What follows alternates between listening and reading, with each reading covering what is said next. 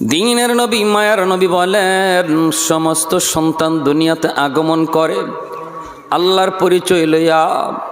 এরপরে ফাআবাওয়াহু ইউহাব্বিদানিহি, বাপ মা তার ইহুদি বানায়, আও ইউনাসসিরানিহি, নাসারা বানায়, আও ইউমাজ্জিসানিহি, মুশরিক বানায়, মাজুসি বানায়।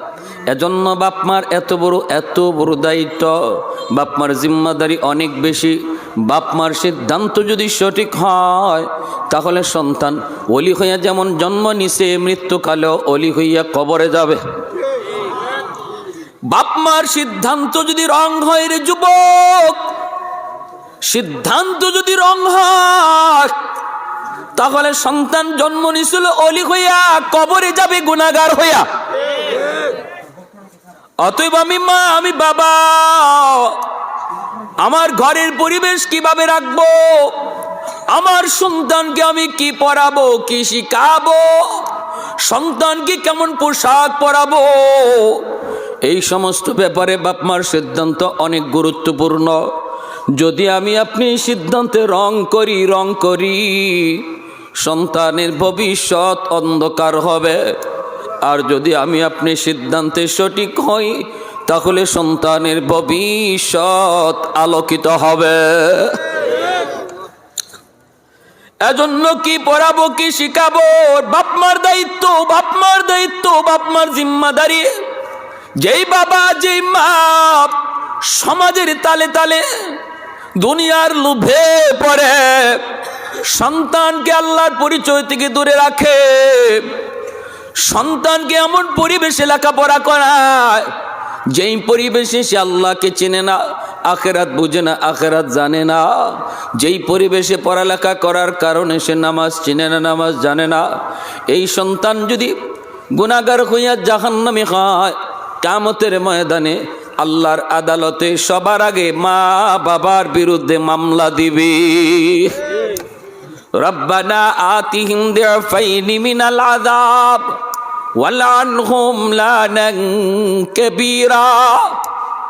কইব মালিক, আমি বুঝতাম না, আমি জানতাম না, কোথায় পড়লে পরে তোমাকে জানা যায়, আখিরাত চিনা যায়।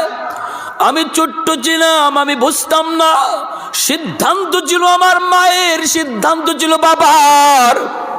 আমার বাপ মা কেন আমাকে ওই শিক্ষা দিল না যেই শিক্ষায় তোমাকে চেনা যাইতো, যেই শিক্ষায় জান্নাতি হওয়া যাইতো। আল্লাহ আমার বাবাকে ডাকো, আল্লাহ আমার মাকে ডাকো, আমার বাপ মারে ডাকো, আমার বাপ মারে ডাকো। আমাকে যেই পরিমাণ শাস্তি তুমি জাহান্নামে দিবা, আমার বাপ মারে ডাবল শাস্তি দাও। নাউজুবিল্লাহ, জোরে কর।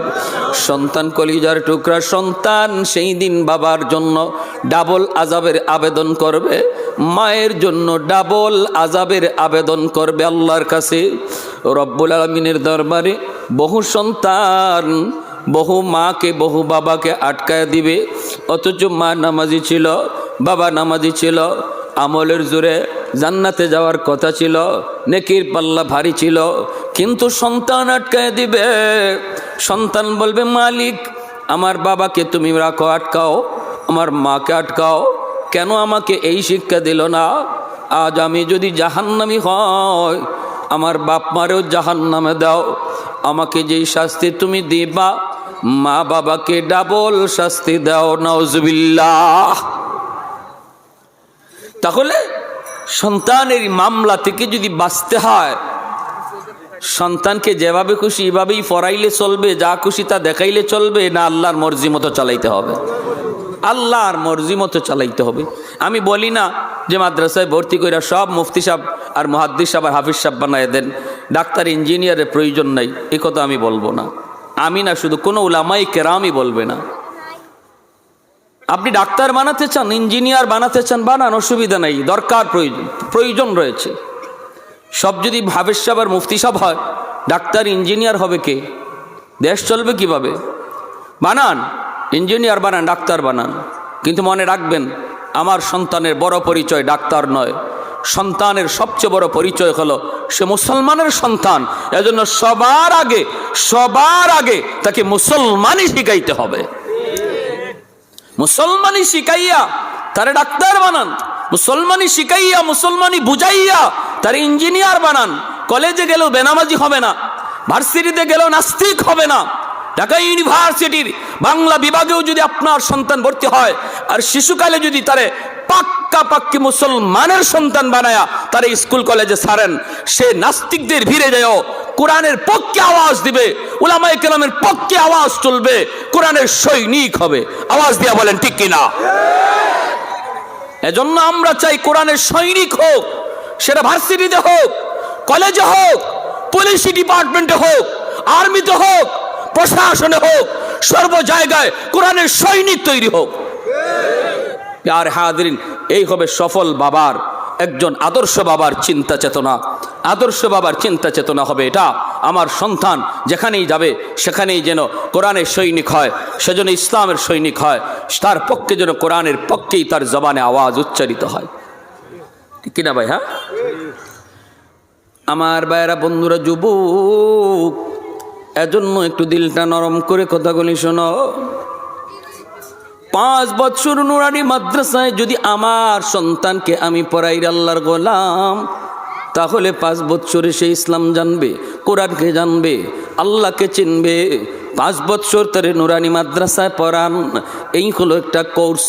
শিশুকালেই তারে কোরআনের শিক্ষা শিখাইতে হবে, শিশুকালেই তারে মুসলমানি শিখাইতে হবে।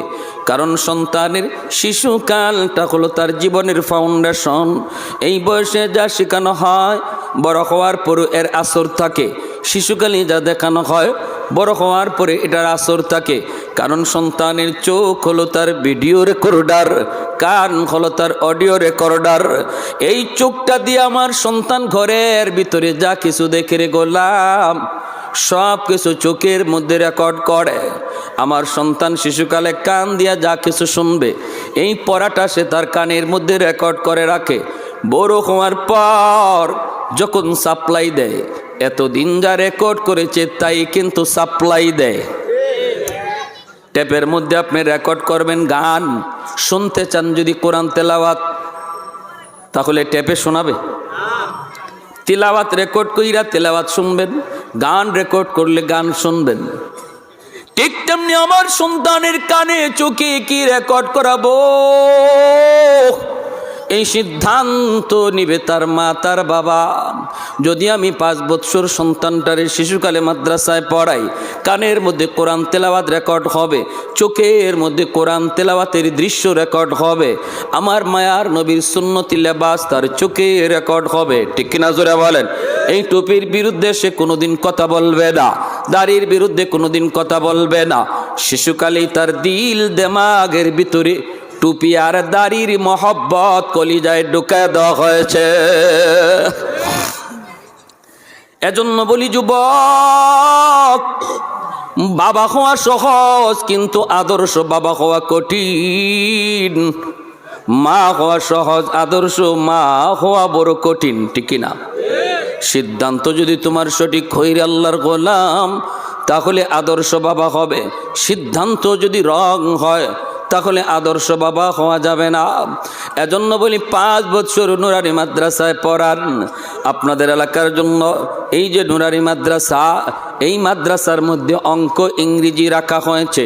স্কুলের মানের অঙ্ক ইংরেজি, স্কুলে 5 পর্যন্ত যে অঙ্ক ইংরেজি আছে, মাদ্রাসাতেও এখন অঙ্ক ইংরেজি সিলেবাসে ঢুকানো হয়েছে। কেন? কারণ আপনাদের দিকে খেয়াল করে, গোটা মুসলিম উম্মার দিকে খেয়াল করে। কারণ অনেকেই চায় সন্তান যেন আমার ডাক্তার হয়, ইঞ্জিনিয়ার হয়, প্রফেসর হয়, ব্যারিস্টার হয়, উকিল হয়। অসুবিধা নাই, অসুবিধা নাই, তবে তার শিক্ষা জীবনের শুরু যেন মাদ্রাসা থেকে হয়। আমার সন্তানের শিক্ষা জীবনের শুরু সেটা যেন মাদ্রাসা থেকে হয়।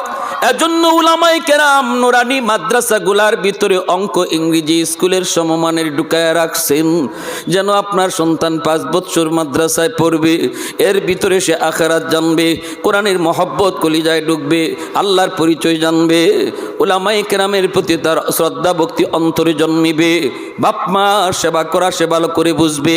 সাথে সাথে অঙ্ক ইংরেজি স্কুলের যেই মানের আছে এই মানের তার শেখানো হবে। হাই স্কুলে ভর্তি হবে, সেই ছেলে বেনামাজি হবে না, কলেজে গেলেও বেনামাজি হবে না, ভার্সিটিতে গেলেও সে বেনামাজি হবে না, বাপ মার সাথে বেয়াদবি করবে না, মুরব্বীদের সাথে বেয়াদবি করবে না, উলামা একরামের সাথে বেয়াদবি করবে না। কারণ 1-2 বছর নয়, মিনিমাম 5 বছর তার কলিজায় কোরআন ঢুকানো হয়েছে। শুধু মক্তবে 1 ঘন্টা পড়ানোর দ্বারা বাপ মার হক আদায় হয় না, সন্তানের হক আদায় হয় না, বাপ মার জিম্মাদারি আদায় হয় না। মক্তবে 1 ঘন্টা যদি আমরা পড়ায় মনে করি আমি আমার সন্তানকে আমার জিম্মাদারি আদায় করেছি, কোনো দিন সেটা হবে না রে গোলাম। কারণ মক্তবের একজন হুজুর 1 ঘন্টা সে কি পড়াবে? 200-250 ছাত্র পড়া দিবে কখন, পড়া নিবে কখন? মারামারি, কিলাকিলি, ঘুষাঘুষি, ঝগড়া বিবাদ সামলাই তো 1 ঘন্টা যায়, ঠিক না? অনেক মা আছে এমন বাচ্চাটা করে ডিস্টার্ব করে, রান্না বান্নায় ডিস্টার্ব করে, কয় মক্তবে পাঠায় দে, মারামারি কিলাকিলি ঝগড়াঝাটি যা আছে সব মক্তবে যা করুক। হ্যাঁ, এজন্য বলি না, মুসলমানের সন্তান যদি বানাইতে হয়, মুসলমানই যদি তারে শিখাইতে হয়, শিশুকালে তুমি তারে মাদ্রাসায় পড়াও। শিশুকালে বাচ্চাদের দিল দেমাগ হলো কাদামাটির মতো, কাদামাটির ভিতরে যা খুশি তা লেখা যায়। মাটি যদি শক্ত হয়ে যায় তখন আর লিখতে চাইলেও লেখা যায় না, ঠিক কিনা জোরে বলেন? এজন্য শিশুকালটা হলো অত্যন্ত গুরুত্বপূর্ণ। আমার সন্তানকে শিশুকালে আমি ঘরের পরিবেশ সুন্দর রাখব, ঘরের মধ্যে টেলিভিশন বন্ধ করব। আমার সন্তানকে নিয়ে যদি মা টেলিভিশন দেখে, বাবা যদি টেলিভিশন দেখে, এই নাচ গানের দৃশ্য তার চোখের মধ্যে রেকর্ড হয়, আমি মনে করি বাচ্চাটা বুঝে না, কিন্তু নবীর হাদিস বলে বাচ্চায় ঠিকই বুঝে, বাপ মায় বুঝে না, ঠিক কিনা?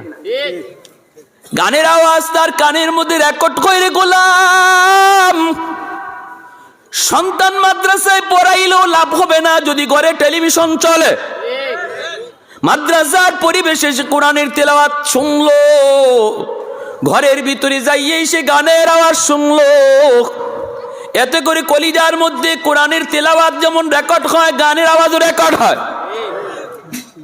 সন্তান যদি হাফেজে কোরআন বানাইতে চাও, অথবা মুসলমানের সন্তান আদর্শ সন্তান বানাইতে চাও, বাপ মা আগে সংশোধন হয়ে যাও, বাপ মা আগে সংশোধন হয়ে যাও। ঘরের ভিতরটা তুমি ইসলামী পরিবেশ গড়ে তোলো, ঘরটারে তুমি ছোট্টখাটো একটা মাদ্রাসা বানায় নাও, মুসলমানের প্রতিটা ঘরকে ছোটো ছোটো মাদ্রাসা বানায় নাও। মা সকালবেলা কোরআন তেলাওয়াতে বসে যাও, দেখবা মা যদি কোরআন তেলাওয়াতে বসে, শিশু বাচ্চাটারে ডাক দিতে হয় না, সেও কায়দা নিয়ে বসে। মা যদি নামাজে দাঁড়ায়, শিশু বাচ্চাটাকে ডাক দিতে হয় না, সেও মার সাথে নামাজে দাঁড়ায়। এজন্য ঘর হলো সর্বপ্রথম বিদ্যালয়, বাপ মা হলো তার সর্বপ্রথম শিক্ষক। ঘর হলো সর্বপ্রথম বিদ্যালয়, বাপ মা হলো সর্বপ্রথম শিক্ষক। এজন্য সর্বপ্রথম বিদ্যালয়ে সর্বপ্রথম শিক্ষক যেটা শিখায়, এটা মরণ পর্যন্ত আসর থাকে, মরণ পর্যন্ত আসর থাকে। এজন্যই মায়ার নবী বলেছেন, কুল্লু মাউলুদিন ইউলাদু আলাল ফিতরা ফাআবাওয়াহু ইউহাব্বিদানিহি আও ইউনাসসিরানিহি আও ইউমাজ্জিসানিহি।